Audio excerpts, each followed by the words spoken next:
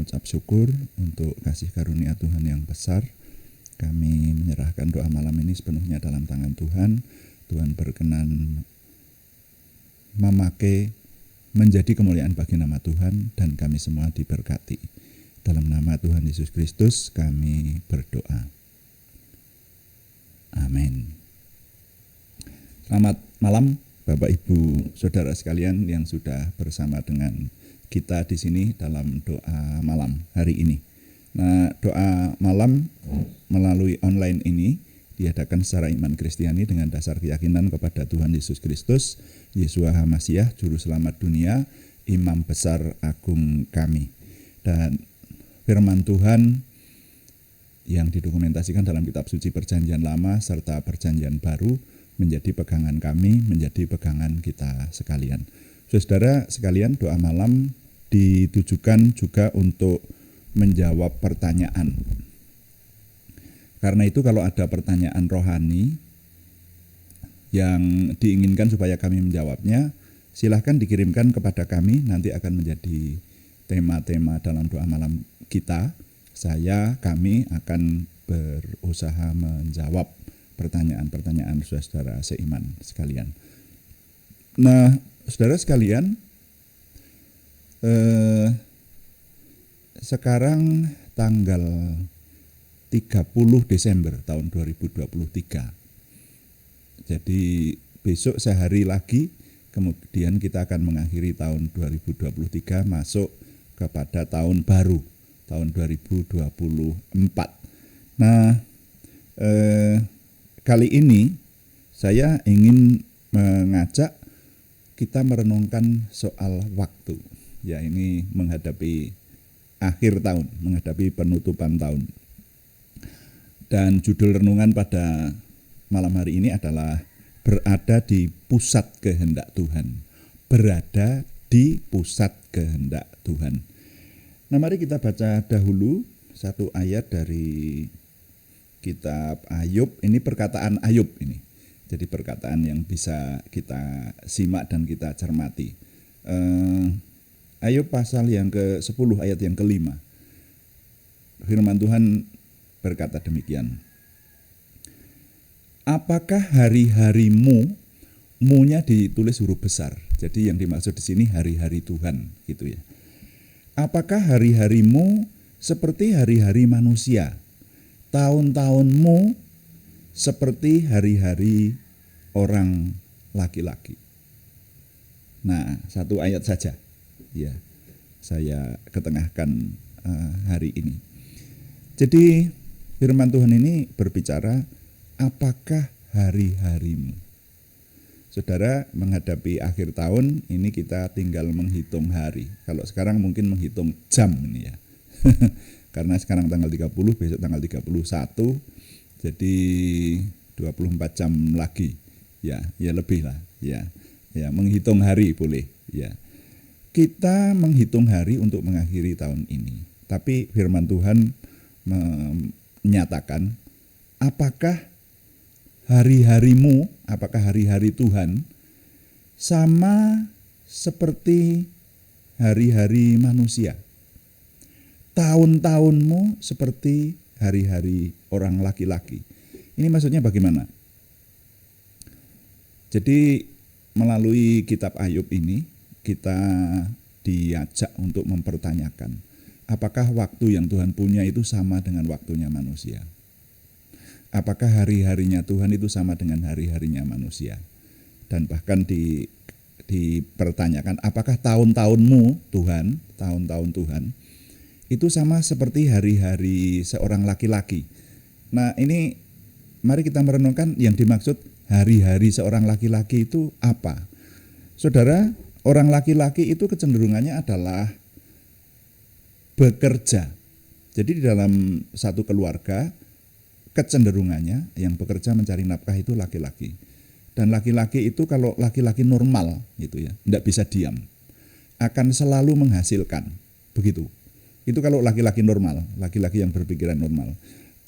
Bahkan orang-orang yang sudah sampai tua, setua saya atau lebih tua lagi, itu pun inginnya masih bekerja menghasilkan sesuatu.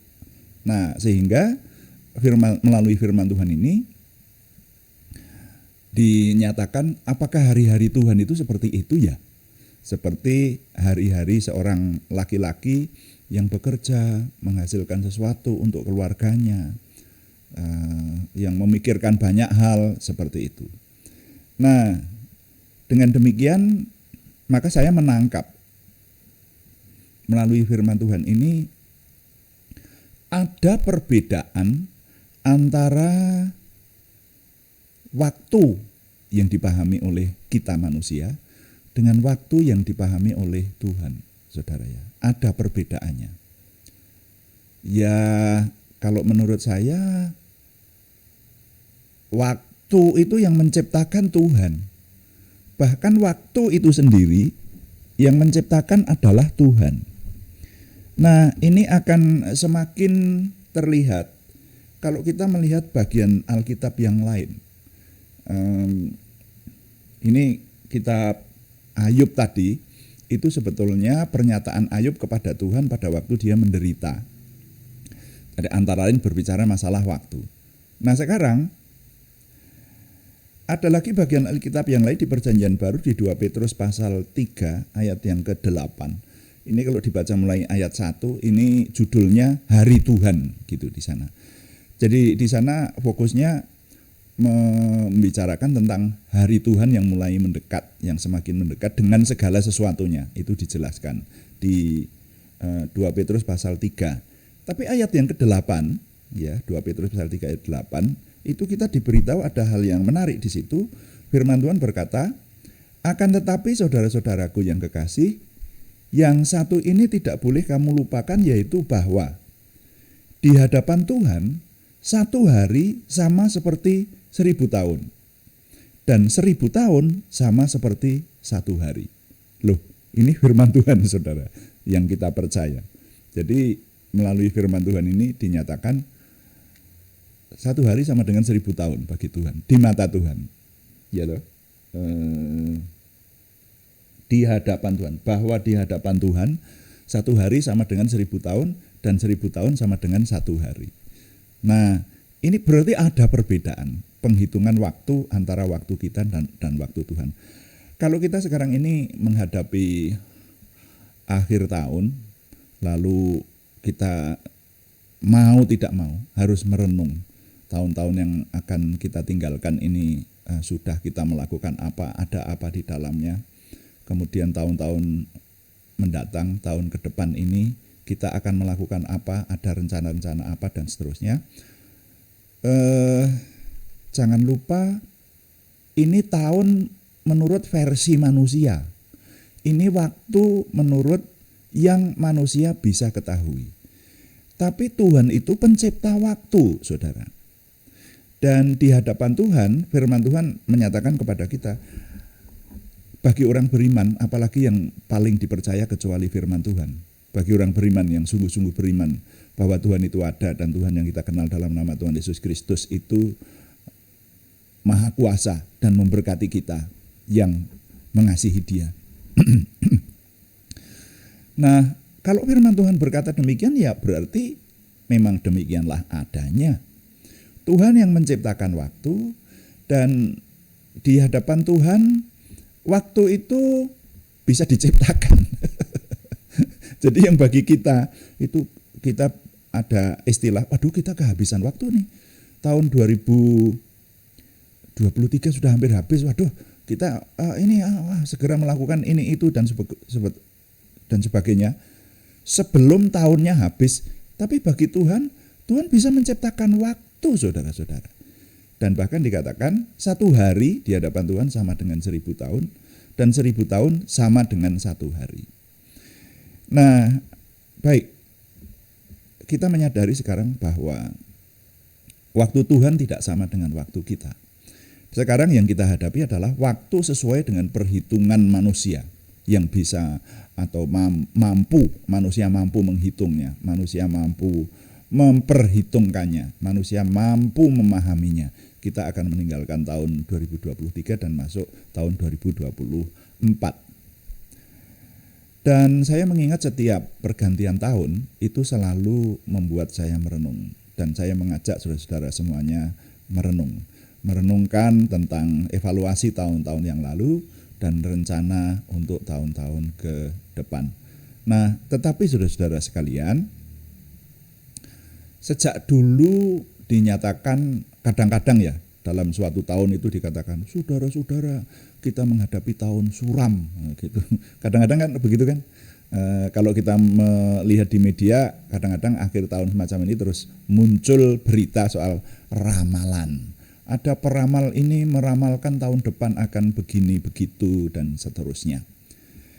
Nah, tapi saya mengingat ada istilah rohani yang bunyinya berada di pusat kehendak Tuhan. Sebetulnya saya lebih tepat istilah itu dikenal itu di lingkungan dimensi kerohanian itu, berada di pusat kehendak Tuhan. Waktu akan berlalu seperti apapun, tetapi yang meraih kesejahteraan, yang memperoleh damai, dan yang meraih kemenangan dalam hidup adalah mereka yang mau berada di pusat kehendak Tuhan. Itu artinya bagaimana? Tuhan itu memiliki rencana-rencana, saudara ya. Jelas, Tuhan memiliki rencana-rencana, bahkan zaman itu bisa dibagi-bagi. Buktinya ada zaman perjanjian lama, ada zaman perjanjian baru, ya, masih ada nubuatan-nubuatan yang belum terlaksana dan seterusnya, itu perlu kita teliti. Jadi Tuhan itu memiliki rencana. Bahkan Tuhan memiliki rencana atas hidup seseorang. Contohnya Musa. Tuhan sudah merencanakan bahwa Musa itu akan menjadi nabi besar yang membebaskan umatnya dari tanah perbudakan menuju kepada tanah perjanjian. Itu sudah direncanakan. Dan Musa dipanggil. Nah, sekarang tinggal Musanya itu mau atau enggak. Musa enggak mau toh awalnya. Wah, benar-benar enggak mau. Sampai berkata, Tuhan, suruhlah orang lain, tapi bukan saya. Begitu. Tapi pada akhirnya Musa mau. Dan kita tahu, Musa yang berada di pusat kehendak Tuhan, hidupnya diberkati. Mana ada nabi yang pernah membelah laut dengan hanya mengangkat tongkatnya, kecuali Musa. Itu namanya orang besar, saudara. Bagaimanapun, walaupun dia juga mengalami pasang surut kehidupan, ada waktunya dia juga mengalami kesulitan, mengeluh kepada Tuhan, semua manusia bisa begitulah. Tapi Musa menjadi orang besar. Nah, ini yang ingin saya mengajak saudara merenungkannya. Waktu boleh berlalu, tahun boleh berganti, tapi mari kita berprinsip, hidup kita berada di pusat kehendak Tuhan. Dan hanya orang-orang yang tahu, yang memahami berada di pusat kehendak Tuhan. Orang-orang muda yang mendengarkan suara saya ini, bahkan juga orang tua juga sih.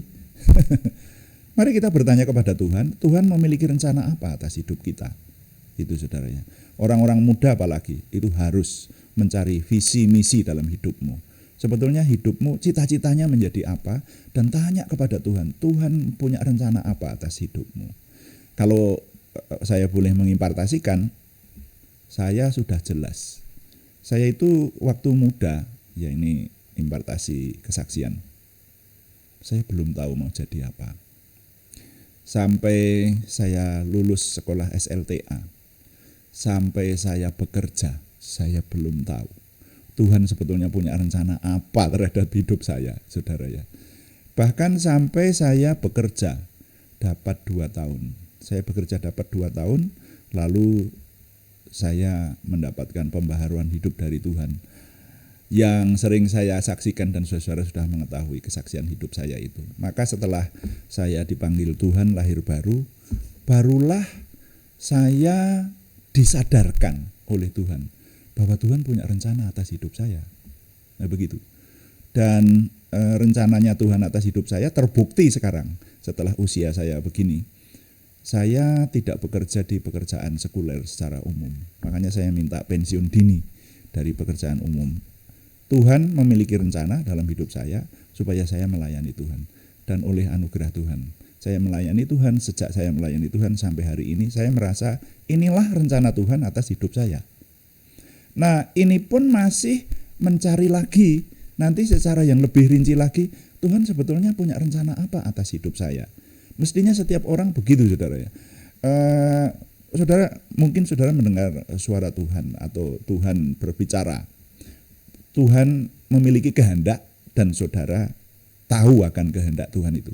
Itulah yang sering diistilahkan orang mendengar suara Tuhan. Ada ya saudara yang dikehendaki Tuhan atau direncana Tuhan menjadi hamba Tuhan. Ada orang yang direncanakan Tuhan menjadi pengusaha.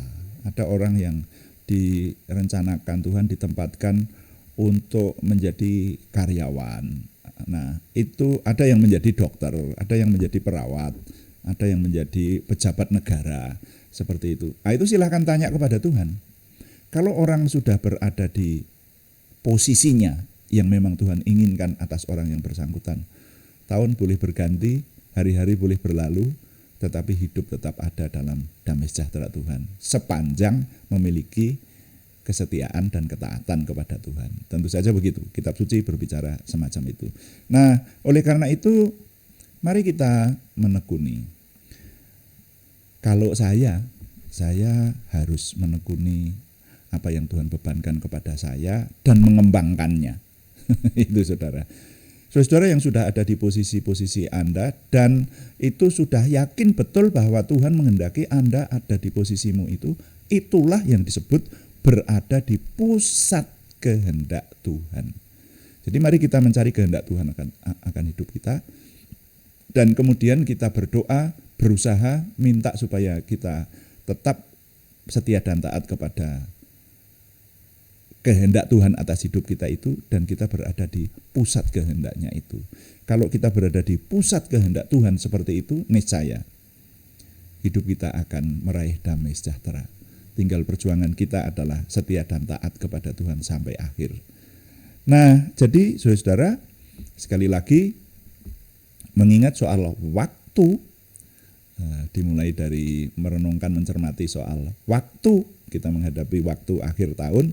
Ada dua bagian dari firman Tuhan yang mengingatkan kita tadi.